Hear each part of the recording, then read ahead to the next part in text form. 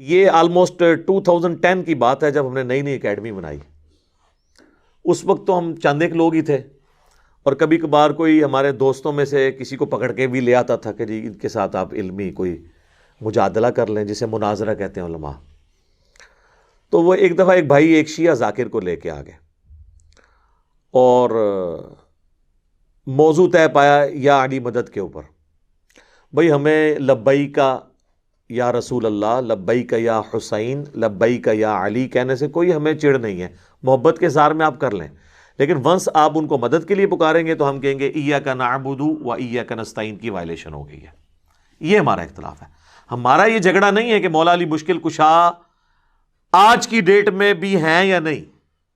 اپنی مبارک زندگی میں تو تھے، ظاہر ہے خیبر اکھاڑا انہوں نے، لیکن آج کی ڈیٹ کے اندر جب بندہ دنیا سے چلا گیا ہے تو آپ اس کو نہیں پکار سکتے. یہ جھگڑا نہیں ہے اختیار ہے یا نہیں. فرشتوں کے ذریعے اللہ بارش برساتا ہے، لیکن ہم بارش اگر فرشتوں سے مانگیں گے مشرک ہو جائیں گے. سورج کے ذریعے سارا دنیا کا نظام چل رہا ہے اس کی روشنی کی وجہ سے، لیکن ہم المدد یا سورج کہیں گے تو مشرک ہو جائیں گے، کیونکہ ہم اسباب کو پکار نہیں سکتے. اسباب صرف اختیار کرنے ہیں، اور وہ بھی ظاہر وہی کریں گے جو سامنے موجود ہے. اس کا قرآن میں حکم موجود ہے، وَتَعَاوَنُوا عَلَى الْبِرِّ وَالتَّقْوَى وَلَا تَعَاوَنُوا عَلَى الْإِثْمِ وَالْعُدْوَانِ. نیکی اور پرہیزگاری کے کاموں میں ایک دوسرے کی مدد کرو، اور برائی کے کاموں میں ایک دوسرے کی مدد نہ کرو.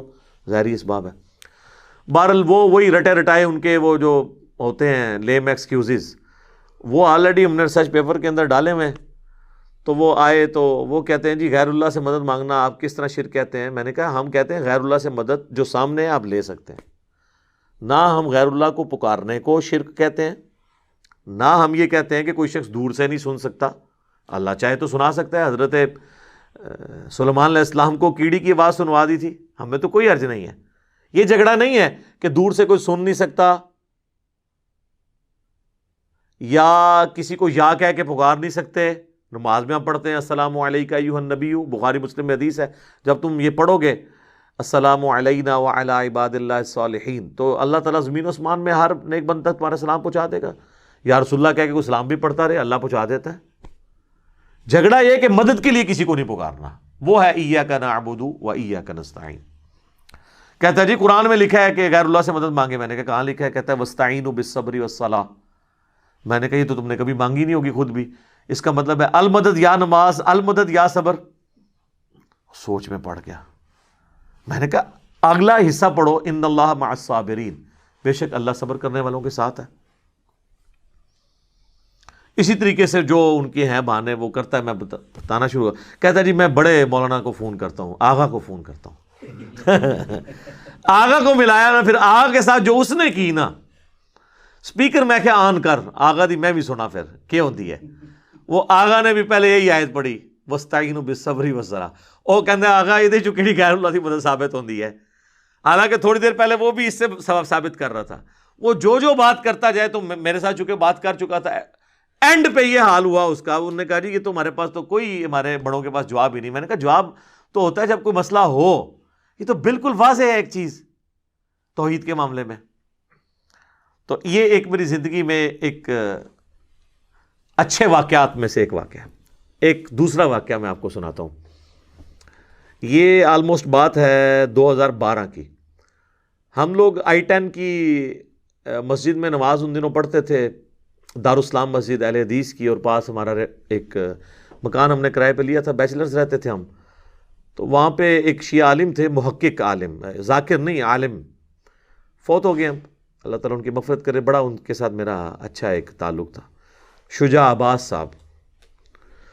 تو انہوں نے مجھے اپنے گھر بلایا کہ جی آئیں افطار وغیرہ ہمارے ساتھ کر لیں. کہا ٹھیک ہے. 2-3 دوستوں کے ساتھ وہاں 7-8 ہمارے بھائی بیٹھے ہوئے تھے جو اہل تشیع مکتب سے تھے.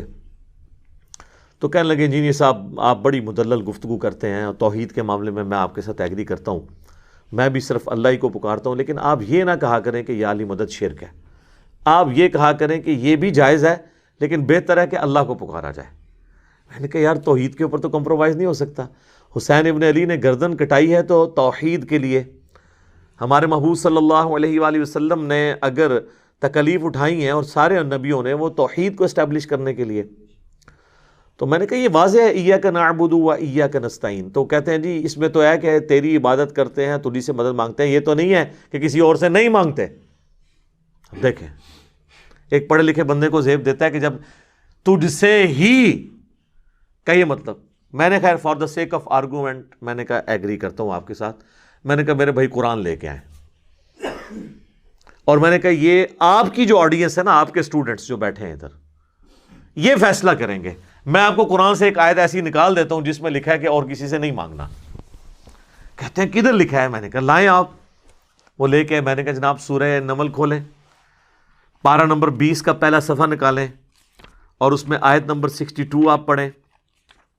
اعوذ باللہ من الشیطان الرجیم، بسم اللہ الرحمن الرحیم، امن یجیب المضطر اذا دعاہ، بھلا بتاؤ تو کون ہے جو مصیبت اور پریشانی میں گھرے ہوئے شخص کی فریاد کو، دعا کو سنتا ہے، وَيَكْشِفُ السُّوءَ، اور اس سے اس کی برائی کو، تکلیف کو دور کر دیتا ہے، وَيَجْعَلُكُمْ خُلَفَاءَ الْأَرْضِ، اور تمہیں خلیفہ کرتا ہے زمین پہ اگلوں کا، یعنی تمہارے ماں باپ مرتے ہیں تو تم خلیفہ بنتے ہو، تم مرو گے تمہاری اولاد۔ أَإِلَٰهٌ مَّعَ اللَّهِ، کیا اللہ کے ساتھ اور الہ بھی ہے جس کی یہ کوالٹی ہو کہ وہ مشکل اور پریشانی میں گھرے ہوئے شخص کی فریاد کو سنے اور اس کی تکلیف کو دور کرے۔